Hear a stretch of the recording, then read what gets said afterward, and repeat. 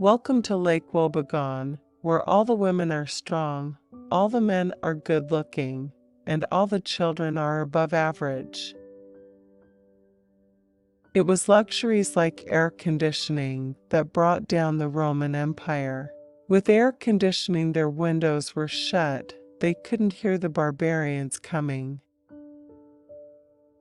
Thank you, God, for this good life, and forgive us if we do not love it enough. A book is a gift you can open again and again.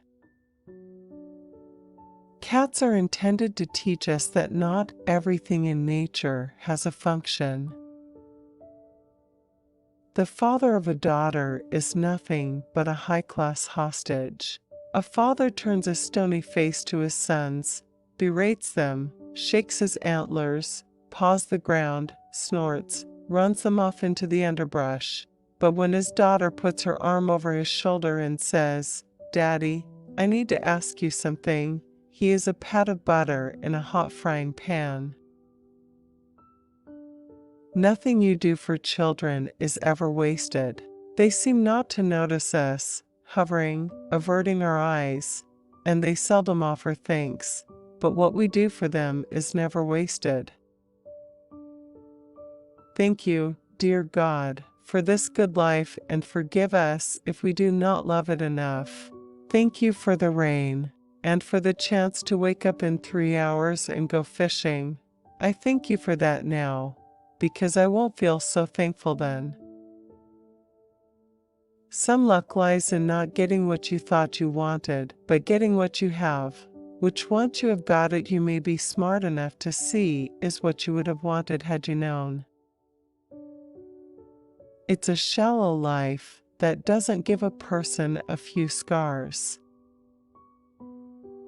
Lake Wobegon, the little town that time forgot and the decades cannot improve. A girl in a bikini is like having a loaded pistol on your coffee table. There's nothing wrong with them, but it's hard to stop thinking about it. They say such nice things about people at their funerals that it makes me sad that I'm going to miss mine by just a few days. Sometimes you have to look reality in the eye and deny it. I think the most un-American thing you can say is, "You can't say that." The reason to retire is to try to avoid embarrassment. You ought to do it before people are dropping big hints. You want to be the first to come up with the idea. You don't want to wait until you trip and fall off the stage. My religion would be a gentle faith that believed in the sacredness of leisure, napping as a form of prayer. A lovely thing about Christmas is that it's compulsory, like a thunderstorm, and we all go through it together. I believe in looking reality straight in the eye and denying it. I love New York, and I'm drawn to a certain intensity of life, but I just never felt like I want to escape from the Midwest. A writer lives a great deal in his own head, and so one intuitively finds places where your head is more clear. New York, for me, is one of those places. God writes a lot of comedy. The trouble is, he's stuck with so many bad actors who don't know how to play funny. I don't have a great eye for detail. I leave blanks in all of my stories. I leave out all detail, which leaves the reader to fill in something better. I was an English major at the University of Minnesota, and I was very shy, which many people misinterpreted as intelligence. On the basis of that wrong impression, I became the editor of the campus literary magazine. The highlight of my childhood was making my brother laugh so hard that food came out of his nose. I love rhymes. I love to write a poem about New York and rhyme oysters with the cloisters. and the lady from Knoxville who bought her brassieres by the boxful. I just feel a sort of small triumph. I can write anywhere. I write in airports. I write on airplanes. I've written in the back seats of taxis. I write in hotel rooms. I love hotel rooms. I just write wherever I am, whenever I need to write. When you're in your 20s, your 30s, even, you have at least, I had vast ambitions, and you sit around mooning about these things, and you're depressed because you haven't done them. And it takes you a long time to come to the realization that if you can't be John Updike, well, then you can't. I think that if writers are tempted to do other things, they ought to go do other things.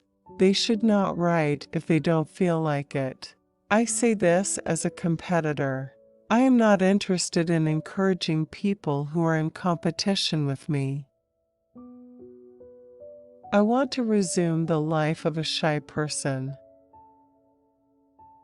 I hear a little firecracker go off when you come up with a good rhyme. Humor has to surprise us, otherwise, it isn't funny. It's a death knell for a writer to be labeled a humorist, because then it's not a surprise anymore. A minister has to be able to read a clock. At noon, it's time to go home and turn up the pot roast and get the peas out of the freezer. I've wanted to be a writer since I was a boy, though it seemed an unlikely outcome since I showed no real talent. But I persevered and eventually found my own row to hoe. Ignorance of other writers' work keeps me from discouragement, and I am less well-read than the average bus driver. I'm not busy. A woman with 3 children under the age of 10 wouldn't think my schedule looked so busy. Zoroastrians believe in one great almighty spirit of good who is in combat against evil forces, and goodness prevails in the end. There is no self-flagellation or staring at the sun or snake handling. Cursing is highly effective in person. Someone kicks his car in rage, forgetting he's wearing flip-flops, flames pour from his mouth, and it's impressive. But you see it in print, and it's just ugly. The funniest line in English is, "Get it?" When you say that, everyone chortles.